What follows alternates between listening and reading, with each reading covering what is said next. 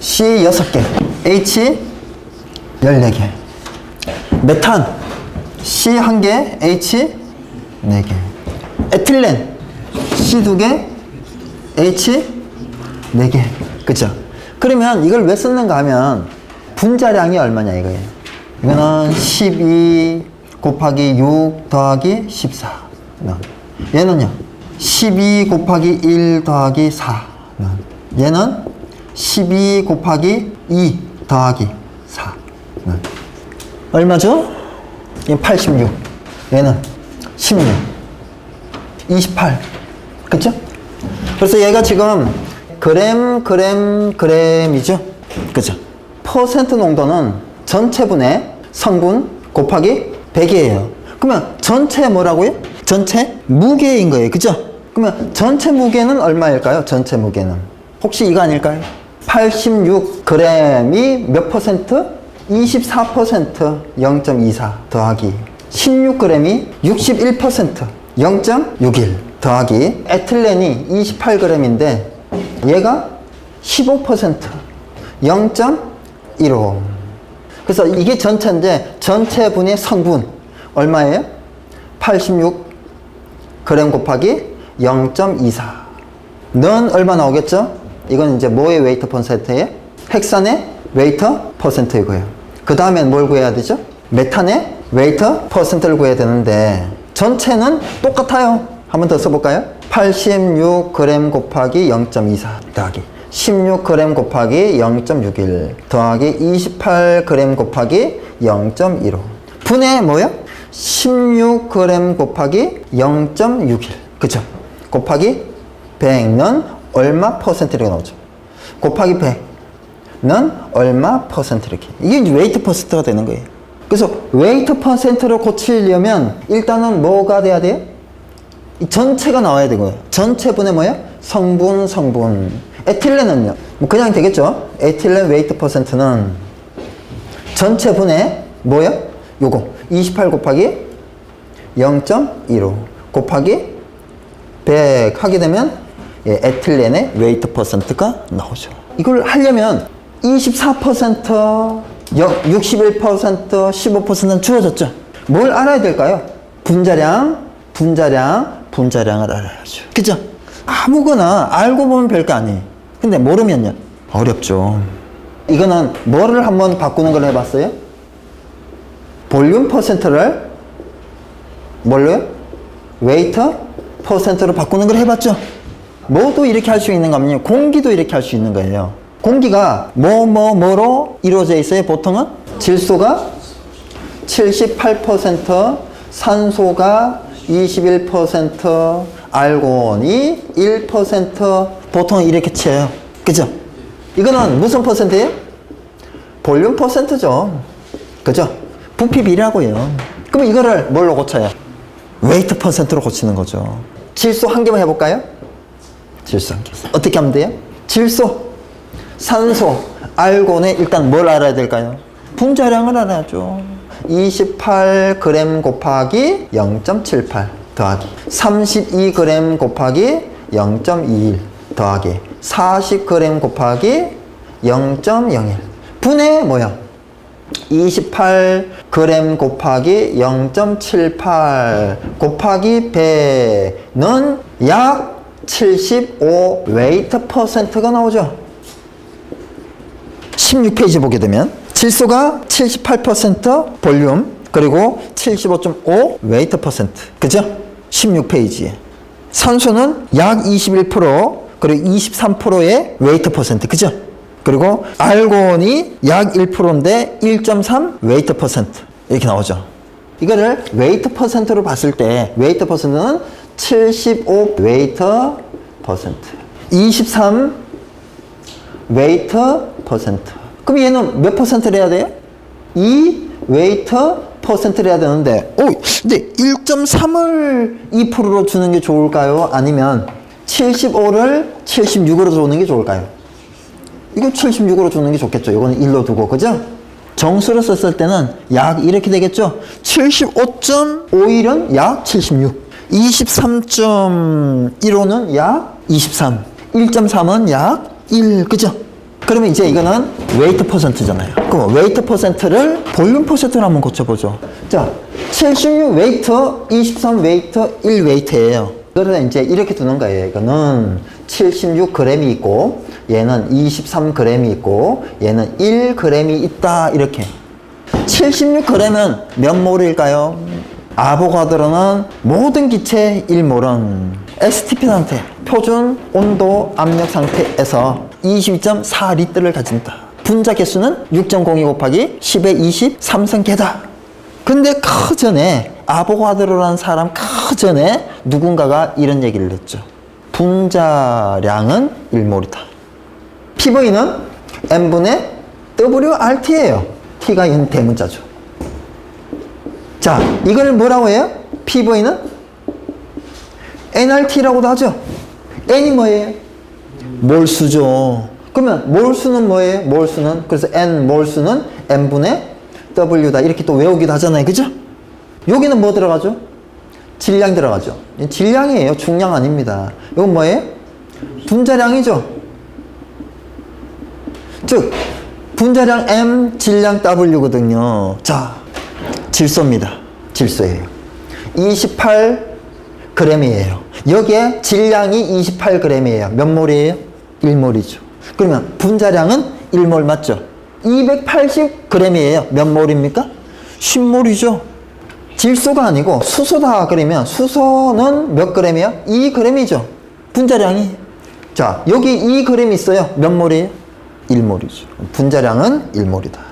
g을 몰수로 고치는 것은 아주 쉬워요. 어떻게 하면 될까요? 76g 나누기 몇 g? 28g per 몰. 그러면 그램 없어지고 어떻게 될까요? 단위가? 최종 단위가? 몰 되죠. 분자량은 몰이라고 했어요. 그죠? 더하기 이제 몇 g이에요? 23g. 산소는요? 32g per 몰. 더하기 알고는요? 분자량은요? 40g per 몰이에요. 그럼 이게 뭐예요? 몰. 분해 뭐예요?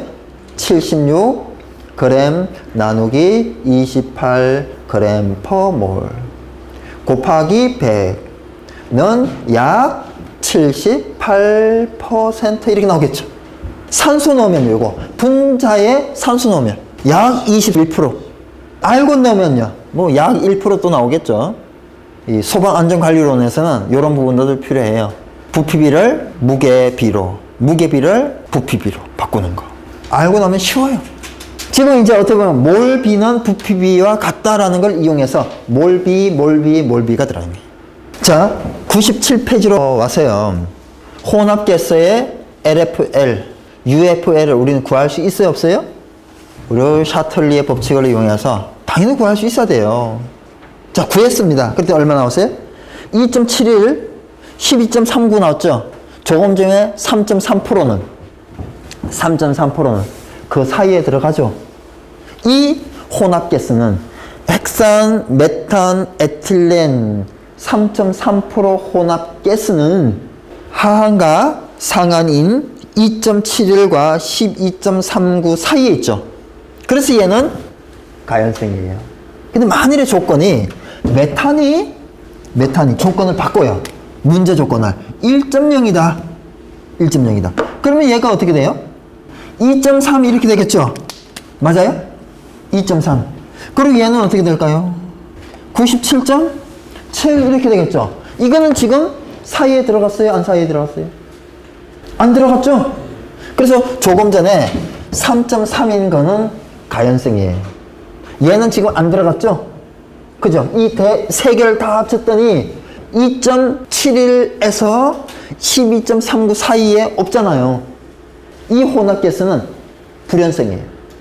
그러니까 이 세 개를 다 합한 이 값이 2.71에서 12.39 사이면 가연성 혼합가스. 지금 얘는 더했더니 사이가 아니잖아요. 그죠? 불연성 혼합가스. 그래서 가연성 여부는 이렇게 판단을 해요. 자, 넘어가겠습니다.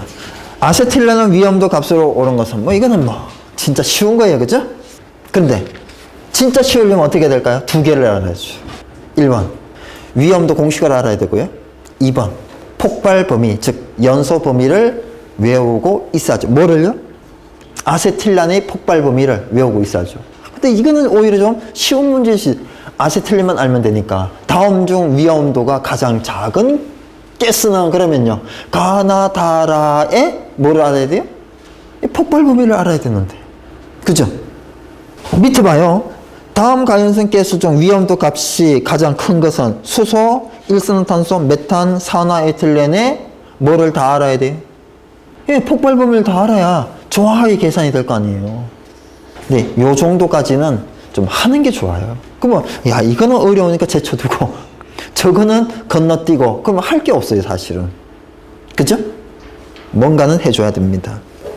자, 99페이지에 33번에 보게 되면요, 이 프로판의 화학 양론 조성으로 옳은 것은 화학 양론 조성을 개선해라. 화학 양론 조성을 개선하기 위해서는 첫 번째 뭐가 돼야 됩니까? 완전 연소 반응식을 만들 수가 있어야 되는 거예요. 두 번째, 산소량을, 즉 산소 몰수를 알아야 되고요. 세 번째, 공기 몰수를 알아야 되고요. 물론 산소 몰수는 완전 연소 반응식만 정확하게 세우면 산소 몰수는 그냥 나와요. 그렇지만 산소 몰수에서 공기 몰수는 계산을 해야죠. 어떻게 해요? 산소 몰수 나누기 뭐요? 0.1 여러 번 했어요, 그죠? 네 번째, CST는 가연물의 몰수 더하기 공기 몰수 분의 뭐요? 가연물 몰수 곱하기 100을 하게 되면 CST예요. 참고 산소 지수가 있어요. 모 1대1 산소 지수, 지금 뭘에서 시작을 해요? 완전 연소 반응식에서 시작하죠. 완전 연소 1대1 산소 지수는 가연물 몰수 더하기 공기 몰수 분의 뭐가 몇 프로냐예요? 공기가 몇 프로냐예요? 산소가 몇 프로냐예요? 산소가. 그럼 여기는 무슨 몰수? 여기 산소 몰수. 그죠? 예, 산소 몰수 곱하기 100을 하게 되면 완전 연소 1대1 산소 지수 값을 우리는 계산할 수가 있어요. 옥시전 인덱스 OI라고 하는 겁니다. 그래서 좀 관계가 있죠? 두 개가. 비교를 해서 공부해 주는 게 좋습니다. 지금 우리 교재는 그런 순으로 쭉 계산을 해놨어요. 제일 아래쪽에 보게 되면 1 더하기 1이 뭐예요? 프로판의 몰수, 가연물의 몰수. 여기서는 가연물이 프로판이니까 23.8 이거는 5몰 산소 나누기 0.21 분의 가연물 프로판, 그죠?